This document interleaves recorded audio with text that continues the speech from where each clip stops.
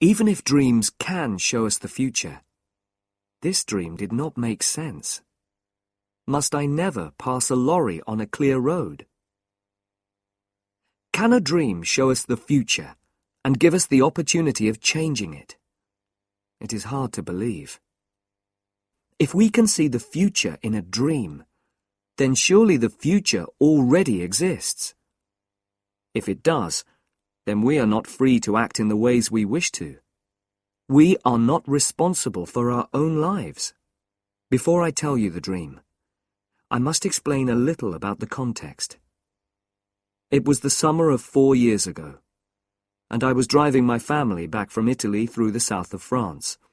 My son had not yet learned to drive. My daughter was too young, and my wife doesn't drive at all. I had been at the wheel for the best part of 3 weeks. Perhaps I was tired. Perhaps I could think of nothing except cars. We spent the night of the dream in a town called Tain-l'Hermitage. Now I'll tell you the dream. I was sitting in a big, powerful, cream-coloured car, and I was driving at high speed through the country. I was coming to a bend in the road, and in front of me, there was a very large lorry. My foot reached out towards the brake, but it could not find it. I looked down. There was no brake. Worse, my hands held empty air. There was no wheel for them to hold. There were no controls of any kind. Already we were almost into the back of the lorry. I shouted in fear. Then I heard a calm voice coming from my left, and I turned my head. A stranger was sitting there. He was a cheerful man of about 40. He was wearing an expensive shirt, and on his head he had a red hat. I couldn't understand what he said. He spoke very quickly in French, and my own French is not very good. I didn't, in fact, care what he said. My eyes were on his clean, fat hands, which were holding the wheel. This car had its wheel on the left. He, not I, was in control. We drove safely round the bend. He turned the wheel slightly to place the car in the middle of the road. He was going to pass the lorry. The road stretched straight ahead. It was bright in the sunlight, and it was quite empty. Only one other person was in sight. A woman was sitting outside a small house with white walls, and this house was almost exactly ahead of us. She was sitting by a table, putting some flowers in pots. She wanted to sell us some, and waved them at us. This sight, for some reason, filled me with a terrible fear. The flowers made me think of death, and our final resting place. At this moment, we were level with the lorry, and ready to pass it. But then, the lorry began to turn away from the side of the road towards our car. It appeared that the driver was doing this on purpose. The stranger by my side shouted loudly and tried to move out of the way. There was a terrible noise from the back of the car, and then an explosion. The earth seemed to turn over, and the noise of flames burned in my ears. At that point, I woke up in fear. I was very worried by this dream, and could not sleep again. It seemed to have a message, and I wanted to explain it. Even if dreams can show us the future, this dream did not make sense. Must I never pass a lorry on a clear road? The road to Paris is always filled with very large lorries. Most of them come up from Marseille, and I always have to pass them when the road is clear. I can't drive slowly behind them forever. No, this was not the meaning of the dream. At its heart was some kind of fear. I had to recognize my fear, and then I could forget all about it. I thought about my driving during the last 3 weeks. I tried to remember all the lorries and all the small white houses. I thought of all the cars which were painted cream. I remembered nothing of any great interest.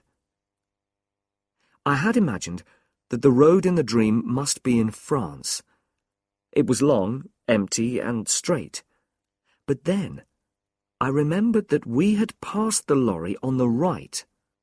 So the dream was about a road in England. In England, all cars keep to the left. Immediately, I remembered something. 2 years before this, I was travelling in the north of England. An American and I were making some radio programs.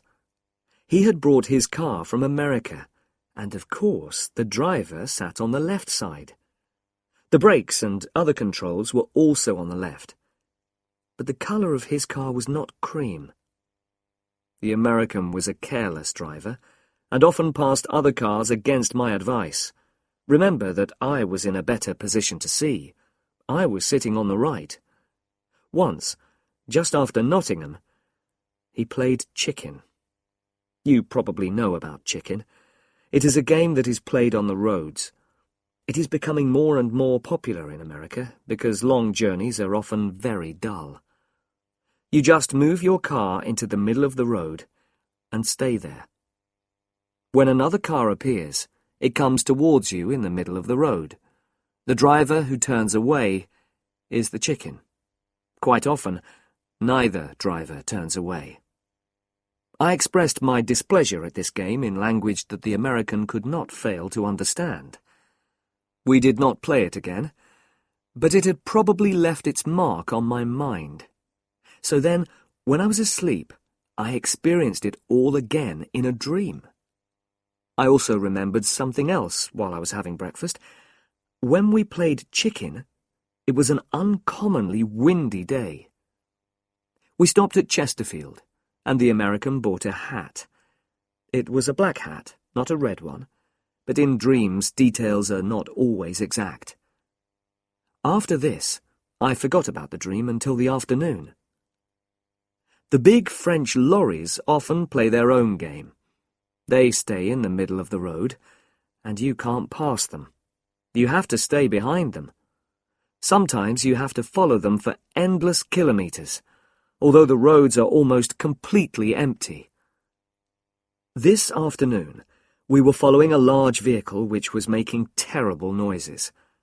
When I blew my horn, the driver moved to the side of the road.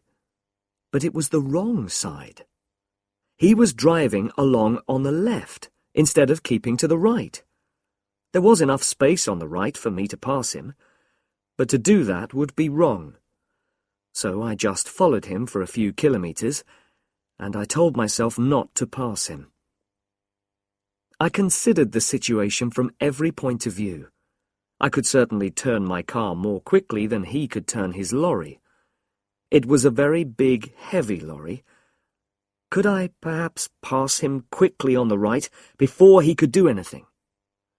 If he turned to the right, though, he could easily kill us all. He probably wanted a bit of fun, but he might want an accident. If he killed us, nobody would say it was his fault. The law would be on his side. The road ahead was quite empty, and went on for many kilometres. I drove more slowly until some distance separated us. Then I increased my speed as much as I could. I drove towards that empty space beside the lorry. My car was moving at about 110 kilometres an hour. The front of my car was almost level with the back of the lorry. Then I saw something that knocked the breath out of my body. On the grass, beside the road, a woman was sitting outside a small white house with a table of flowers.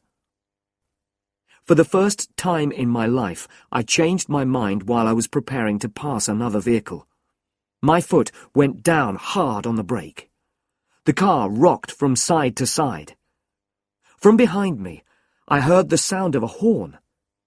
Another car was following us at a high speed. I knew its colour before I saw it. It was cream. I pressed hard on the brake and turned the wheel slightly. I was just able to move in behind the lorry without touching it. The other car passed us, and the driver blew his horn wildly. It reached the lorry, and then the lorry turned towards it. For a moment, I thought that the car was going to pass the lorry safely. It was moving very fast. Then the front of the lorry just touched the back of the car. It was only a light touch, but it knocked the car towards the side of the road, and the woman at the table. The driver of that car knew exactly what to do. With the greatest skill, he turned it back into the middle of the road. His control was wonderful, much better than mine. He waved angrily at the lorry driver and drove quickly away in a cloud of dust. He was soon out of sight. We stayed that night in Fontainebleau. A big car was standing outside the hotel, and the back showed signs of damage to the paintwork. It was a cream car, and so I looked for the driver. He was not wearing a red hat or an expensive shirt. He was a young man from Paris, not like the driver in my dream. He spoke good English, so I asked him if he would like the number of that lorry. I had noticed it, and I was happy to give it to him. But he only laughed.